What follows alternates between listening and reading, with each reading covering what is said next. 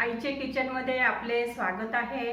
आज मी मटकीची उसळ आणि पुरी हे नाश्त्याला बनवत आहे। तर चला तर मग आपण स्वयंपाकघरात जाऊया। हे पहा, मी 2 कप कणिक घेत आहे। 2 कप कणिक घेत आहे, चाळून घेत आहे।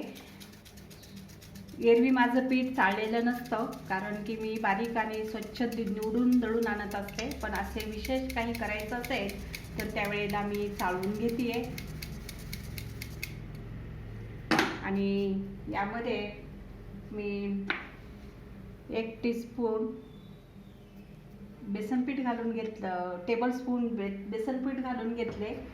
आणि चवेला 1 टीस्पून मीठ घालत आहे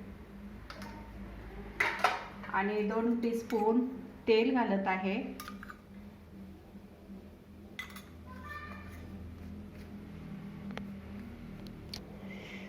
आपली कणिक मळून झालेली आहे, चांगली अर्धा तास मी मळून ठेवली होती। आता मी तिला असं लांबट रोल करून घेते, म्हणजे एकसारख्या बाट्या पडतात, एकसारख्या गोळ्या होतात। आई पा, लिंबा एवढ्या गोळ्या करून घ्यायच्या, एकदम करून ठेवल्या की लाटायला पटपट पटपट सोप्या होतात। माझ्या ह्या बोट्या करून झालेल्या आहेत, लिंबा एवढ्या करून घेतल्यात मी। आणि हे पहा, काठ असे पातळ करायचे आणि मध्ये थोडीशी जाड ठेवायची पुरी। आणि अशी मी कढईत तेल ठेवलेलं आहे।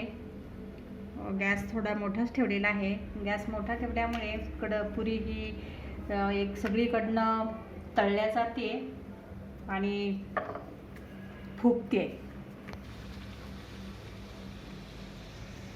आपल्या ह्या अशा पुऱ्या चांगल्या तळल्या आहेत, अशा सोनेरी रंगावर सर्व पुऱ्या तळून घ्यायच्या। गॅसची फ्लेम मोठीच ठेवलेली आहे। असं निथळून घ्यायचं कढईला घेऊन। मी तेल हे कच्चेच घातले होते मोहन, तरी सुद्धा पुऱ्या अशा छान फुगत आहेत।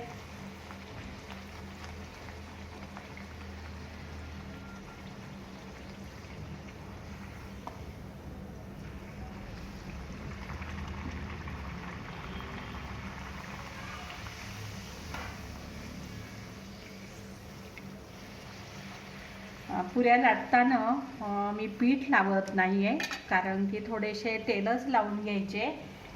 त्यामुळे पुरीवर पीठ राहत नाही आणि तेलामध्ये सुद्धा पीठ उतरत नाही आहे। तेल सुद्धा तळून झाल्यानंतर स्वच्छच राहते। आपल्या पुऱ्या तयार झालेल्या आहेत। हे पहा, कुठेही त्याला काळा डाग वगैरे पडलेला नाही किंवा तेलाचं ही डाग पडलेले नाहीत, काळे वगैरे। अशा पुऱ्या खूप छान झालेल्या आहेत।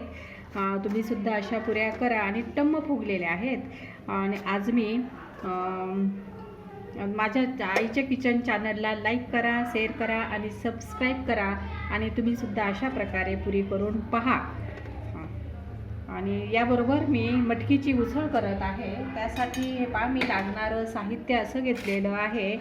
आणि लागणारं साहित्य असं घेतलेलं आहे। 1 कांदा घेतलेला आहे आणि 1.5 बटाटा घेतलेला आहे, अर्धा टोमॅटो घेतलेला आहे आणि थोडीशी कोथिंबीर घेतलेली आहे। आणि ही थोडंसं बँडिंग म्हणून मी थोडं हे घेतलेलं आहे, त्याला अद्रक, लसूण आणि खोबऱ्याचा कीस मिक्सरमधून काढून घेतलेला आहे। आणि 2 वाटी आपली मटकी भिजवलेली घेतलेली आहे, मोड आलेली। आणि याची मी भाजी करणार आहे, थोडासा रस्सा घालणार आहे। आणि त्याबरोबर मी ही चटणी केली आहे कैरीची, याची चटणी केलेली आहे, कैरीची चटणी केलेली आहे। ती सुद्धा तुम्ही बघू शकता। आणि अशा प्रकारे हे तोंडी लावणं पुरीबरोबर मी केलेलं आहे। भिजलेली हरभऱ्याची डाळ आणि त्याच्यामध्ये कैरी घालून केलेलं आहे। आता मी ही भाजी त्याच्याबरोबर पुरीबरोबर मी करत आहे। तर मी तेल घालून घेते, 2 टेबलस्पून तेल घालून घेते आणि मोहरी घालत आहे, थोडेसे जिरे घालत आहे चवेला आणि कांदा घालत आहे.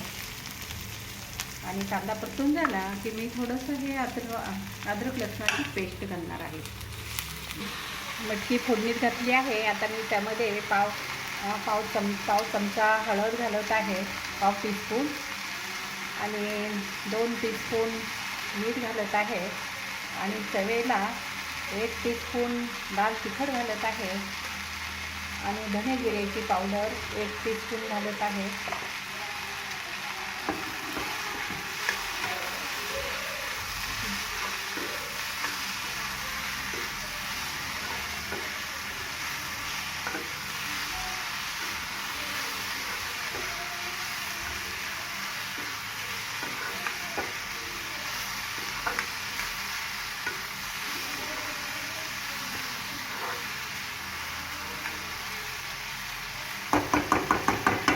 आणि पाण्याचा थोडासा मी हपका देते, थोडासा अगदी 1-2 टेबलस्पून, आणि थोडंसं मी वाफू देते. आपली ही उसळ तयार झालेली आहे. चांगली 6-7 मिनटं मी हे करून घेतली आहे, शिजून घेतली आहे आणि अशी ही उसळ छान झालेली आहे.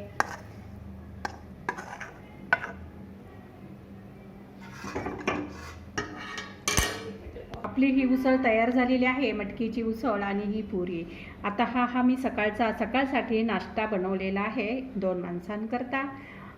तुम्ही सुद्धा असा करून पहा आणि आईचे किचन चॅनलला लाईक करा, शेअर करा आणि सबस्क्राईब करा आणि बेल आयकॉनचे बटन दाबायला विसरू नका.